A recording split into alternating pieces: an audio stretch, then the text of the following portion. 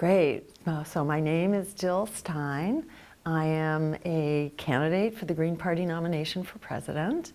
And I am a mother and a medical doctor. And I moved from clinical medicine to political medicine because it's the mother of all illnesses, if you know what I mean. And we need to heal our political system so we can fix all the other things that are killing us. And that basically was my experience as an advocate, as someone just really concerned about the state of our world and the state of my children and all children, and understanding that we're very much in this together. And in brief, as a doctor, I just saw so much coming in to the office that's just like late stage established chronic disease. And I began to feel like, well, hey, wait a minute, there's so much we can do about this. The epidemic of diabetes, asthma, new cancers, especially among children, although I'm not a pediatrician, but I'm just tuned into kids' health. And as I went to work as an advocate with various grassroots organizations to clean up our air, to address community violence, the food deserts and lack of nutrition and all that, I discovered, oh no, the system is not here to work with us, it's working against us on behalf of big donors.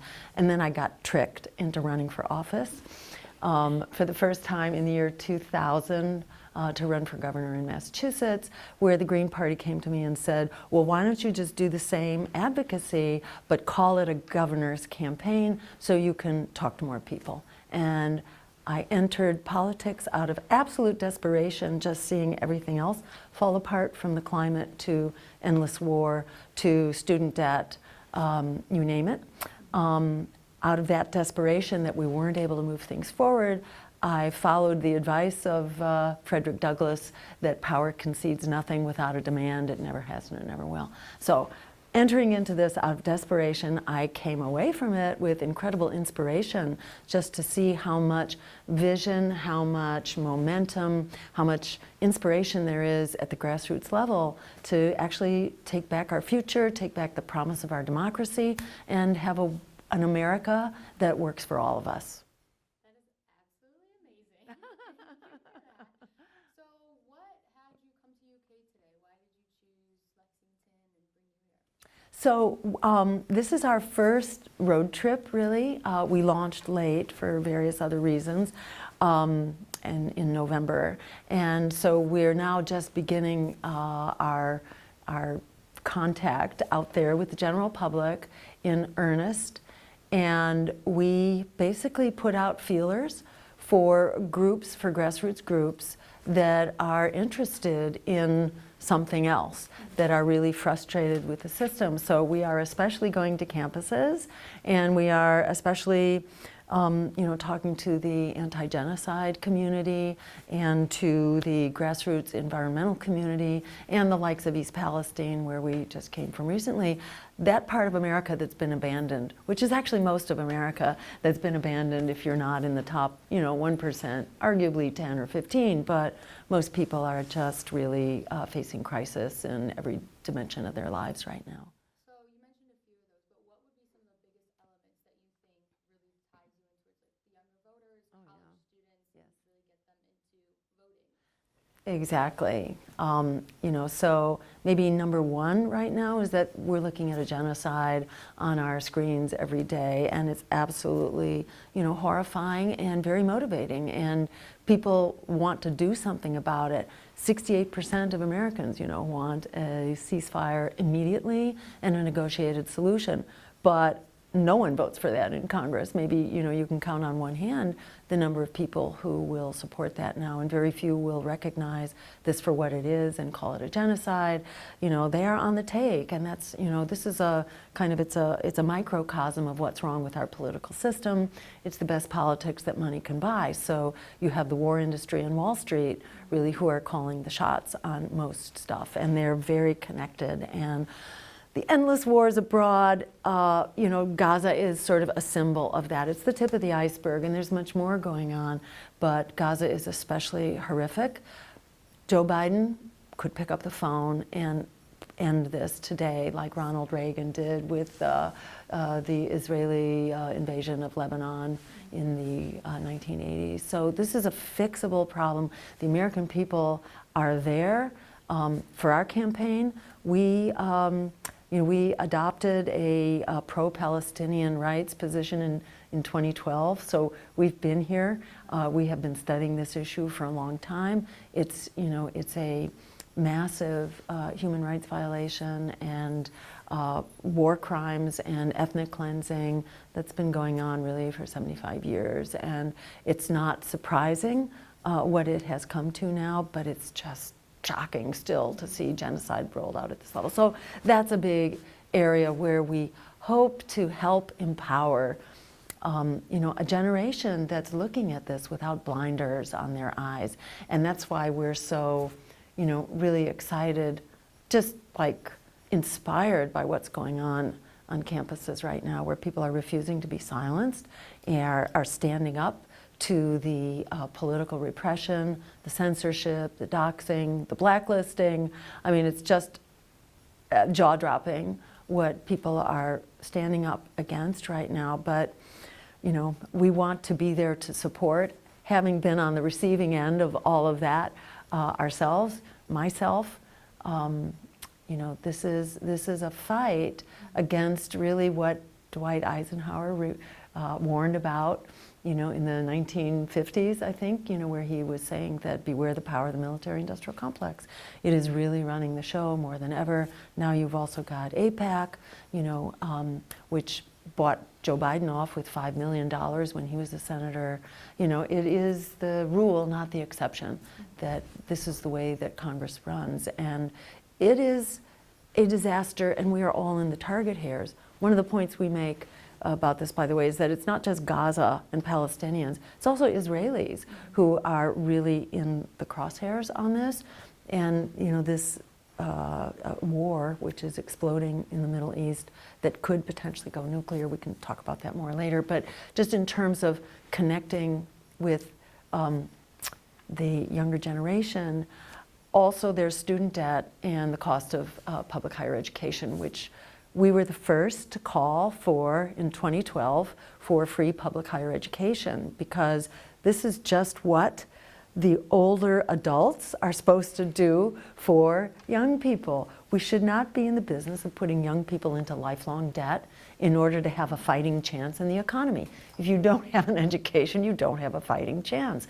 And throughout history, we have provided for free education that's needed, for that era. So in the 1900s, we provided a high school education.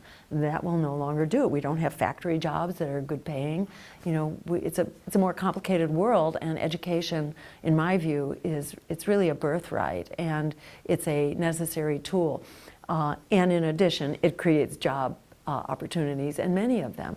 So for all those reasons, we need to be providing this to young people and not simply saying, screw you, mortgage your life here in a way that you won't get out of. And there was a false promise that was made to an entire generation that the jobs would be there. Just sign the dotted line, don't worry.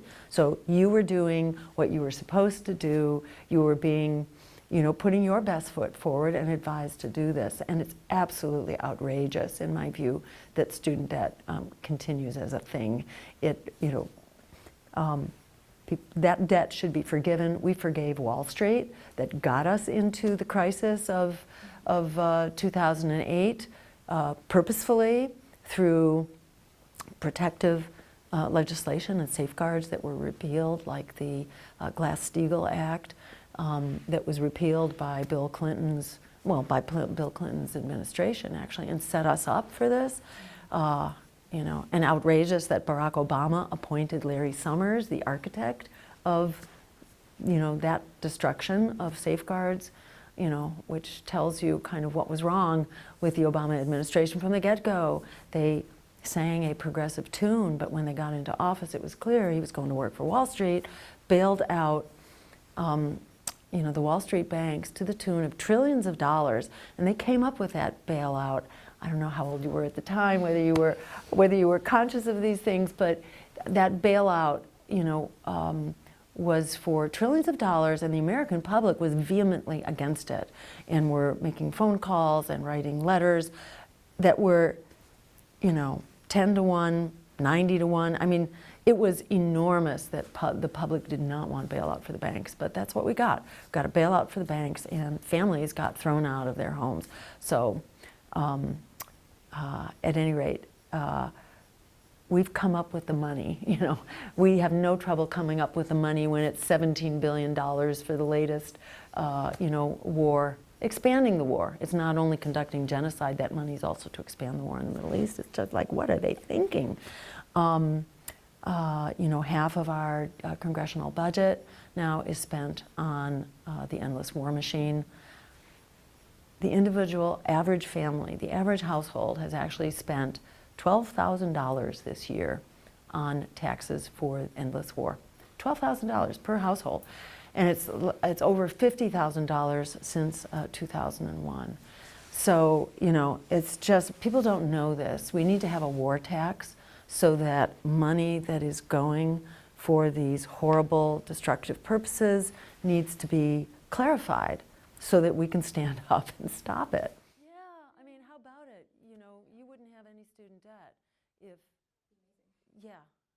I mean, if the right thing were being done here, you should not have student debt, and public higher education should be for free. It should be. And when I grew up, it was. Why is it not now? It's not like we have less money. It's just that we have, both parties have moved in lockstep to the right, to this, basically to a neoliberal agenda, which includes endless war and massive tax giveaways to the wealthy, which is why states have had to cut their budgets, and austerity in order to justify giving away the store to the billionaires who are calling the shots as the sponsors of politicians who succeed within this system. But the advantage, I think, and the really exciting thing of this moment is that people have had it. They're done. It's over. And people now have incredible courage to just stand up and say, we're done with this, and you can tell us, as they always will, that, oh no, oh Trump this and oh Trump that, oh Trump is a fascist. It's true, that is a great worry. However, the hallmark of fascism is actually genocide and censorship. And, the Democrats are leading the charge on all of those counts right now. So we shouldn't have to settle for either deadly option here. And kind of leading into that, you've mentioned that we have a broken two-party system. Could you elaborate a little bit more into that? So that two-party system, has just given us this absolute state of crisis, the crushing inequality that we're struggling with, the climate emergency, and a climate which is effectively in a slow motion collapse. There's a fire going on in Texas now, the largest in its history, which is, progressing by the hour. It's not, it's like 15% contained, and it's related to the incredible heat that's going on there. We're breaking records on every account. And just one more detail about the climate crisis. It's not like over there. We are experiencing floods and droughts all over the world, but that includes the Colorado River, which just so happens to feed the California agriculture system that supplies half the fruits and vegetables for the entire nation. And the Colorado River situation has been described by none other than the Washington Post, which is not prone to, exaggeration or an extremist view or even a particularly environmental point of view. They're saying that this is the doomsday scenario now for the Colorado River, which is almost down to the point where it can't pass over the dam at all and irrigate down the Colorado River. So we are very close to an all-out emergency for the California agriculture system, and a whole lot more that the Colorado River provides. And that's just, one little piece of this, let alone, the fires, the air quality, it's hundreds of thousands. It may be like 300,000 people who die premature deaths in the US every day from the fossil fuels, which is kind of like the other side of the coin, from the climate crisis and very much a part of it. So that's the second part. And let me just mention, Joe Biden, who pretends to be our climate president, and brags about the Inflation Reduction Act. In fact, the Inflation Reduction Act is a fossil fuels first bill, as well as a nuclear power expansion bill, and I'll come back to those in each of them in just a second. But Biden came into office promising that there would be no further auctions of fossil fuels on public lands or public waters. But in fact, that bill that he pats himself on the back for, it requires, before any major renewable project can be built, as a first order of business, 60 million acres of offshore water has to be auctioned off for fossil fuels. 60 million per year. So we can't do any major renewables this year. Offshore and likewise onshore, it's 2 million per year, 2 million acres. He who wasn't going to auction off, land, public lands at all, it's now required. It's mandated. 60 million and 2 million every year for the next 10 years. So it's just staggering. And then look at the LNG export facilities, the liquid natural gas facilities. And there are 22 of them now, which are either just being built or on the docket. 22 new LNG facilities. Liquid natural gas, that's methane, which is the worst form of climate pollution. Very powerful.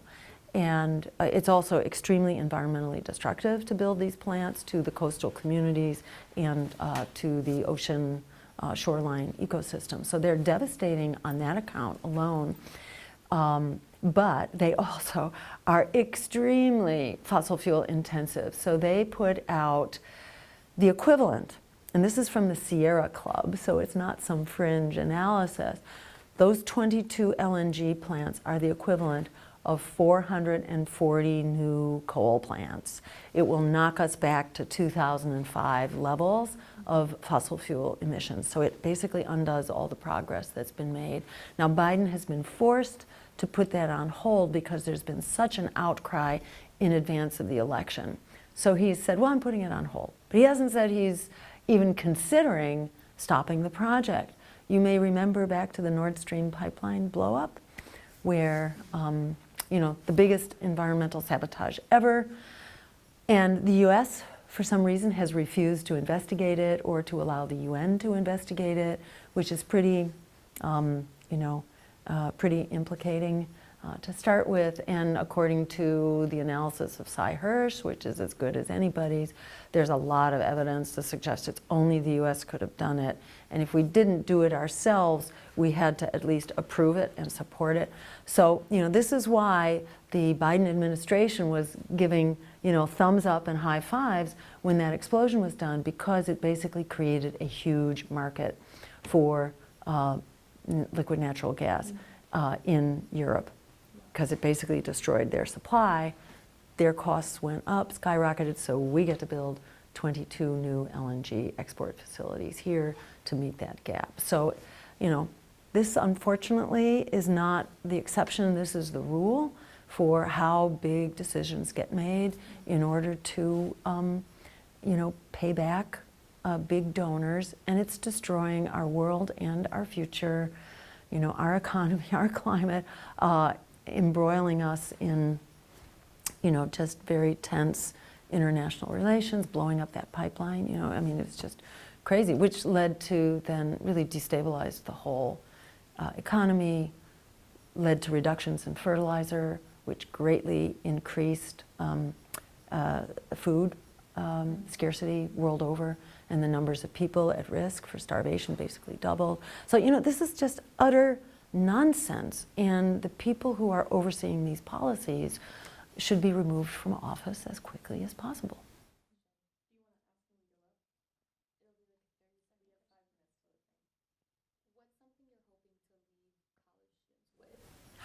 Oh, just to know that you're right, and that we're supporting you and fighting for you, and